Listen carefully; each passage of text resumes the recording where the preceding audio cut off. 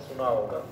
तो जमींदारी एबॉलिश होने के उपरांत ग्राम सभा में सरकार की जितने प्रकार की भूमि है उसका प्रबंधन ग्राम सभा करता है। स्टेट लैंड का या गवर्नमेंट का राजस्व विभाग करता है। नजूल का शहरी एवं आवास विभाग करता है। निष्क्रांत और शत्रु संपत्ति का जो प्रबंधन है वो ministry of home affairs Bharat सरकार करता है एज ए कस्टोडियन एंड यहाँ पे भी डिस्ट्रिक्ट कलेक्टर्स मेंशन है। यहाँ तक किसी को कोई कंफ्यूजन है?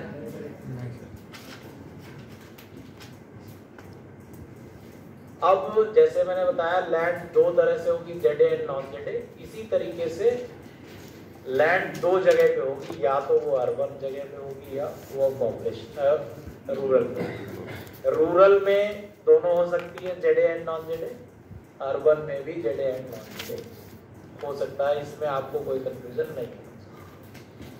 अर्बन 5 या 6 चीजें हैं, आप जानते हैं। नगर पालिका है, नगर निगम है, नगर पंचायत है, कैंटोनमेंट एरिया है, एक कोई और आईटीएस, हाँ एक इंडस्ट्रियल। तो इन टेरिटरीज में जो लैंड होंगी ये सारी अर्बन कहलाएंगी। और अर्बन में हर जगह जैसा आपने बताया ईओ ही नहीं करेंगे, नगर पंचायत में ईओ करेगा, नगर पालिका में ईओ करेगा, नगर निगम में हो सकता है जोनल करें, डिफरेंट स्ट्रक्चर्स हैं। तो कॉन्सेप्चुअली आप क्लियर हो जाए, संपूर्ण लैंड भारत सरकार की है, उत्तर प्रदेश सरकार की है। जब उत्तर प्रदेश के आप निवासी हैं तो ये 6 वर्टिकल्स हैं, उसमें से एक निजी भूमिधर है जिसको आप अपना प्लॉट कह रहे हैं या आप अपने ग्रामीण इलाके की बात कर रहे हैं। आप प्रबंधन का राइट है। प्रबंधन में अब 4 कैटेगरीज है, नोट कर लें, that is very important.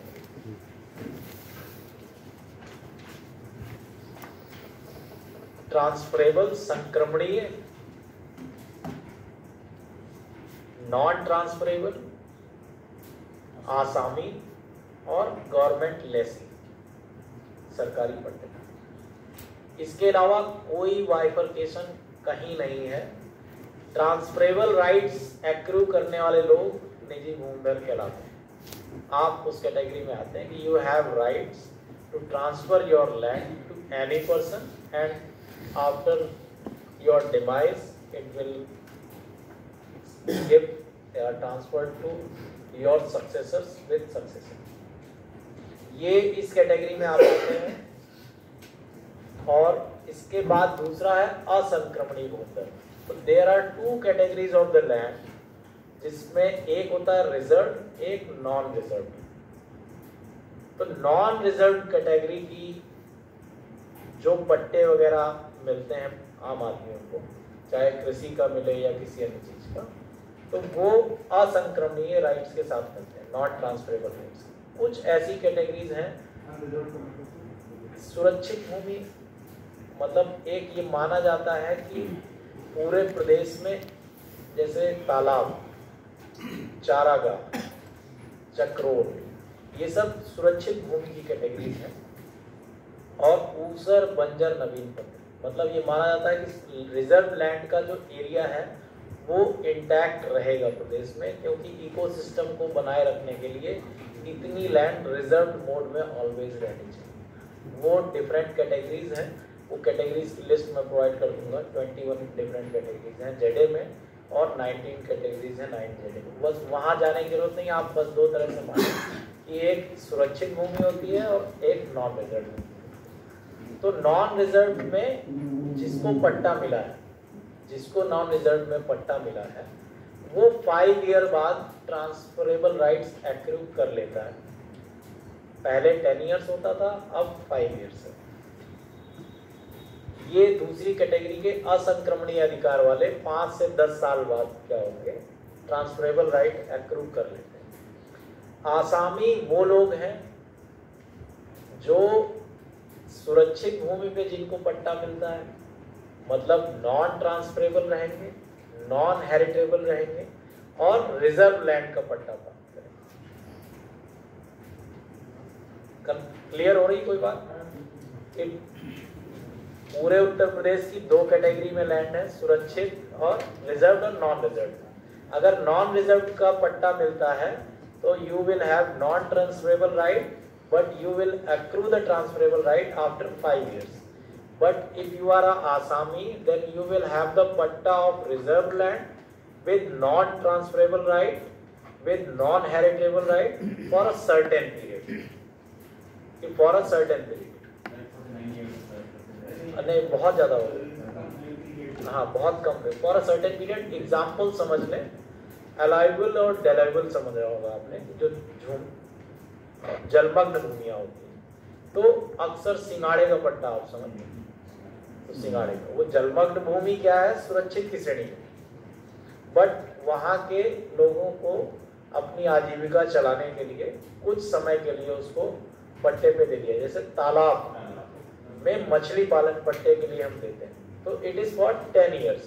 You will never get transferable right, you will never get heritable rights, and you will get it for certain periods only after giving some fees. ये natural तलाक अनाज को तलाक अगर किसी ने तलाक क्रिएट किया है तो वो नहीं, वो उसका वो फर्स्ट कैटेगरी में है, वो फर्स्ट कैटेगरी में है। Right now there are 2 categories of the bond, naturally as well as mentioned in the record of the rights as a तालाब, as a reserve land. But अगर कोई व्यक्ति मछली पालन अपने निजी भूमि में करता है तो वो तालाब बनवाएगा, वो मेंशन करेगा, मत्स्य विभाग को मेंशन करेगा और वहाँ मछली पालन की स्कीम्स का लाभ लेगा, और वो ट्रांसफरेबल राइट्स के साथ है, हेरिटेबल राइट्स के साथ, उसमें कोई चेंजेस नहीं। फाइनली नेवर नेवर, क्योंकि वो स्टेट की लैंड नहीं थी और जिसका प्रबंधन ग्राम सभा नहीं कर रही है। और दूसरा मैंने ज्ञान दिया कि सब स्टेट का है कि जिस दिन वो जरूरत है आवश्यकता के क्रम में तो हम सब ले लेंगे। तो इसमें कोई कमी, अंतिम बचता है गवर्नमेंट लेसी, सरकारी पट्टेदार, जिसमें जीजीए हम कहते थे, गवर्नमेंट लैंड है। तो सरकारी पट्टेदार जो होते हैं उसमें भी यही कंडीशन होगा, for certain periods, non transferable, non heritable. पूरे उत्तर प्रदेश में जेडे, नॉन जेडे, urban, rural and transferable, non transferable, Asami as well as government. इसके अलावा कोई बाइफर्केशन नहीं है। हाँ, होता तो सब कुछ, हाँ अप्लाई करना होता है नहीं, पट्टे अप्लाई नहीं होती, आवेदन लोग कर देते हैं कभी कदार, वरना ये माना जाता है कि राजस्व विभाग हमेशा लक्ष्य देता है आवासहीन और भूमिहीन किसानों को छत प्रदान करने के लिए या उनकी आजीविका सुनिश्चित करने के लिए हम आवासीय पट्टे देते हैं, कृषि पट्टे देते हैं, कुमारी कला पट्टा देते हैं, तालाब का पट्टा देते हैं, और आसामी वालों को आसामी पट्टे का सर्टेन एलिजिबिलिटी तो वो रहेगी कि पात्र और अपात्र, पात्रता भी उनकी है कि ये नहीं होना चाहिए आपका कोई गवर्नमेंट, वो डिफरेंट लंबा विषय कि पात्र और अपात्र तो हर जगह लागू होगा। ईश्वर के यहाँ से शुरू होके यहाँ तक शुरू होता है कि पात्रता अपात्रता आपकी क्या है कि नहीं। RC 06 एंड नॉन जेडे के केस में यूपी टेनेंसी है, निजी भूमिधर में दोनों में ही होते हैं।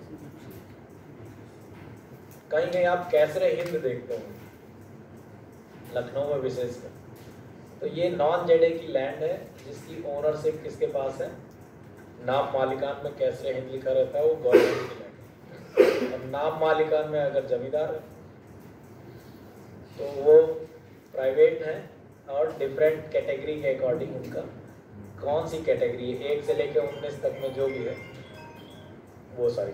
तो categorization of the land is clear. अब जो आपने प्रश्न किया रेवेन्यू रिकॉर्ड, कोई बहुत ही आसान है, दुनिया भर की कहानी आप सुनते रहते होंगे। 4 चीजें नोट कर लें, इसके अलावा कुछ नहीं होता है। खसरा, खतौनी, नक्शा या सजरा, और अभी नया कॉन्सेप्ट आया है पिछले 3 सालों में, घरौनी। घरौनी घरौनी घरौनी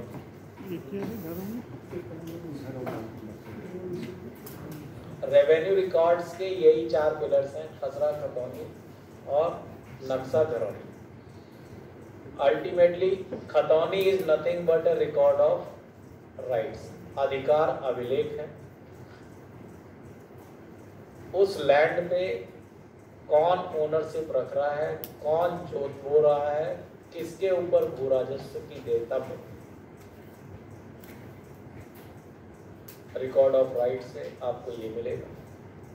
खसरा जो है 46 कॉलम का फॉर्मेट है, कौन के साथ क्या जुड़ जाता है, कि उस लैंड पे क्या हो रहा है, पेड़ लगे हैं, मकान बना है, इंडस्ट्री चल रही है, तालाब खुदा है।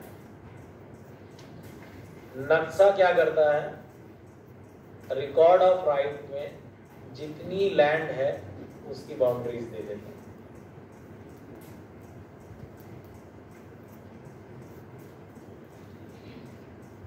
खतौनी और घरौनी पैरेलल कॉन्सेप्ट है। Gharauni is nothing but a boundary of land in abadi घाटा।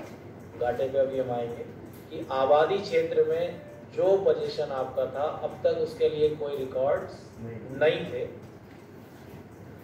अब उसको रिकॉर्ड में परिवर्तित किया जा रहा है so that you will be able to monetize it and claim your ownership. तो खतौनी रूरल का है और रूरल में भी अगर आबादी घाटा है और उसमें आप पोजीशन पे हैं उसके लिए घरौनी।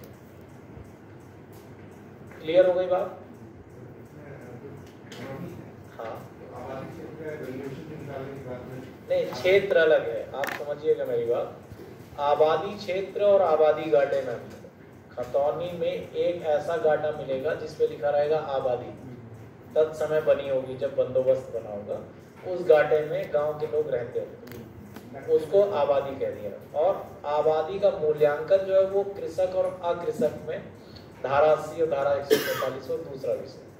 घरौनी अभी सिर्फ उसकी है जो आबादी घाटा है और उसमें आप मकान बना के रहते हैं, आपका सहन, उसकी ओनरशिप का अभी तक आपके पास कोई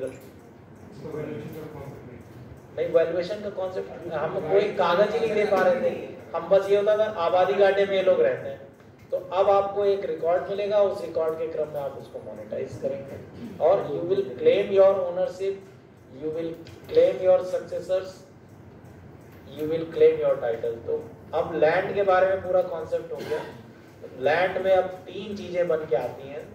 नंबर 1 टाइटल, दूसरा extent, third is boundary. Title में मैंने बता दिया ओनरशिप आप लेंगे, ओनरशिप को मैं ऑलरेडी डिफाइन कर चुका हूँ।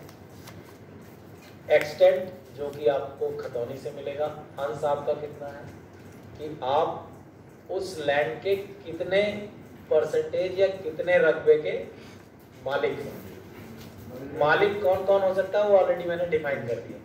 और मालिक के क्रम में जो आपने बात कही अल्टीमेटली मैनेजर कि उस कितने अंश के मैनेजर, और वो अंश कहाँ पर है उसी की बाउंड्री आपको चाहिए।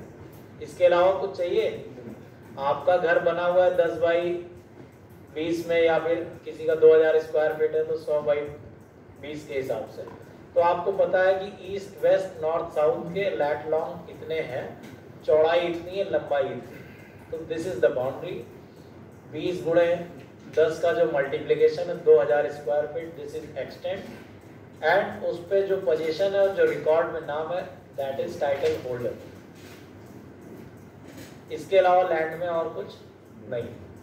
और इसके बाद अब बहुत कंफ्यूज करने वाली चीजें जो लैंड की आप सकते हैं वो है tenures, tenure holder, land holding, खाता, खातेदार, जोत या गाटा। इसके अलावा कुछ सुनते हैं? गाटा, खसरा और लैंड पार्सल नंबर, ये तीनों चीजें एक है। तो लैंड की सबसे बड़ी टेरिटरी है कंट्री, भूभाग। सबसे बड़ी टेरिटरी क्या है? कंट्री। कंट्री से स्टेट, स्टेट से डिवीजन, डिवीजन से डिस्ट्रिक्ट, डिस्ट्रिक्ट से tehsil oblique block, tehsil oblique block से ग्राम panchayat, then revenue village, finally गाटा। लोएस्ट यूनिट आपकी गाटा है और हाईएस्ट यूनिट कंट्री का टेरिटरी। इसमें कोई कंफ्यूजन? तो आज के बाद गाटा अगर कोई बोलता है या खसरा कोई बोलता है या लैंड पार्सल बोलता है तो कोई कंफ्यूजन नहीं। आप कहीं भी आप अपनी लैंड लेने जाते हैं तो उस प्लॉट जो लेते हैं वो प्लॉट किसी ना किसी घाटे में होगा।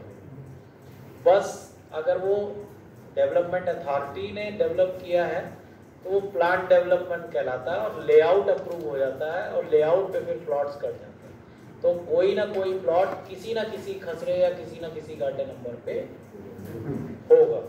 वो घाटा नंबर कहाँ हो सकता है? अर्बन या रूरल में, जेडे और पूरा कॉन्सेप्ट यहाँ।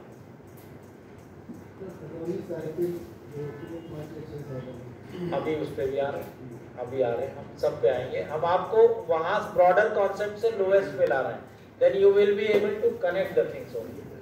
इसमें अभी तक ऐसा कुछ है जो नहीं समझ में आया? तो पूरा उत्तर प्रदेश किससे मिलके बना है? घाटे से। पूरा उत्तर प्रदेश किन पार्ट में बना हुआ है? जेडे, नॉन जेडे।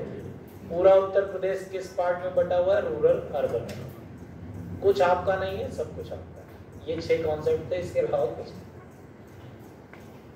अब जो बात आई आपकी लोएस्ट यूनिट की, जब हम रूरल में बात करते हैं तो विद द नोटिफिकेशन अभी तक सेट पैटर्न है कि सबसे जो छोटी इकाई है और शाश्वत इकाई है वो राजस्व ग्राम है, revenue village. Revenue village is the combination of the land parcels. That revenue village could be in rural area or urban area, ZA और अभी इसमें भी अभी आपके फिर मैं सेंसस पे आ जाऊंगा लास्ट में। अभी आपने प्रश्न किए थे इतने से इतने घाटे थे, नोटिफिकेशन में प्रॉब्लम आती है। कॉन्सेप्चुअली वेरी मच क्लियर होना चाहिए आपको कि घाटे से राजस्व ग्राम बना है। राजस्व ग्राम ऐसी नोट शाश्वत इकाई है जो भंग रूरल एरिया में नहीं हो रही, कि रूरल एरिया तक मैं अभी सीमित हूँ, कभी नहीं भंग हो रही है, क्योंकि ग्राम पंचायत जो बनती है it is a combination of the revenue. और अब तक बहुत ही अच्छे तरीके से प्रदेश की कोई ग्राम पंचायत ऐसी नहीं है जिसमें आधा राजस्व ग्राम है। पूरा राजस्व ग्राम अगर कटता है तो वो दूसरी ग्राम पंचायत में कंप्लीटली जाता है, आधा नहीं जाता। तो रूरल एरिया में आपको, मुझे नहीं लगता है कि बहुत प्रॉब्लम आती होगी सेंसस में। आप बहुत अच्छे से काम कर पाते होंगे क्योंकि वहाँ पे घाटा और राजस्व ग्राम पूर्णतः पॉलिटिकल इकाई ग्राम पंचायत में चली गई। अर्बन एरिया में कॉन्सेप्चुअली जो आपने कहा नोटिफिकेशन के लिए, तो 75% लोग कृषि कार्य में ना लगे हों। There are 5 condition. कुछ उसमें उद्योग की बात हो, कृषक कार्य ना हो रहा हो, ऐसे 6 कंडीशन है। बोलना नहीं चाहिए। कुछ वेस्टेड इंटरेस्ट भी होते हैं, कुछ वेस्टेड इंटरेस्ट भी होते हैं कि इतने पार्ट को अर्बन कराना है, इतने पार्ट को अर्बन नहीं करना। That is different. वो हम लोगों के परवीन में नहीं है और हमें सोचना भी नहीं चाहिए। लेकिन जब ग्रामीण से कोई क्षेत्र अर्बन बनता है तो ये एक एनोमली है, एक ये प्रॉब्लम है। मेरा पर्सनल मंतव्य ये है कि जैसे राजस्व ग्राम से कंप्लीटली ग्राम पंचायत बनती है, वैसे ही कंप्लीट राजस्व ग्राम अर्बन एरिया घोषित होना चाहिए। लेकिन पहले कई जगह नहीं होता। उसके वजह से जो आपको अर्बन एरिया में प्रॉब्लम आती है कि गाटा संख्या यहाँ से यहाँ तक अर्बन घोषित किया जाता है। अब 1 से लेके 2100 तक गाटे हैं, ये आपको नहीं पता। नक्शे में कहाँ से कहाँ तक है वो क्लियर नहीं है, और फिर आपको वो सुपर इम्पोजिंग करना जिसकी आप जियो फेंसिंग करते हैं वो टफ कार्य हो पाता है, क्योंकि आपको नक्शे पे भी दोबारा होगा कि वो क्लियर बाउंड्रीज नहीं मिली, क्लियर घाटे नहीं मिले, और नक्शे का वो पार्ट नहीं मिला जो कि अर्बन में गए हैं। इसकी वजह से जो भी अर्बन में गए हैं गांव, जो पूर्णता चले गए हैं, वहाँ आपको कोई दिक्कत नहीं आएगी, और आएगी तो 25-50 साल बाद आएगी, क्योंकि वार्ड वहाँ पर है, और वार्ड इज एवर चेंजिंग। फिर वार्ड की रिवर्स मैपिंग करने में आपको आज से 50 साल बाद जनगणना अपना दिमाग पकड़ के बैठेगा और मिलान कैसे करेगा। लेकिन पूरा अर्बन हो गया है तो anyhow you will be able to get it solve. जहाँ पे हाफ अर्बन है हाफ रूरल है, और वो रेवेन्यू विलेज का पार्ट कह रहा हूँ, स्प्लिट हो गए, वो जो मार्जिन वाले या फिर आउटर बाउंड्री वाले पार्ट है जिनको हम कहते हैं, उनमें प्रॉब्लम आएगी।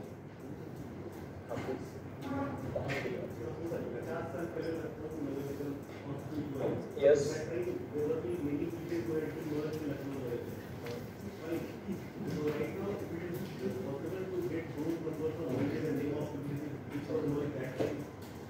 डेफिनेटली होना चाहिए। It is the totally record which must be preserve from Lucknow municipal corporation and gazetteer, जहाँ पे भी गजेट नोटिफिकेशंस के जो क्लास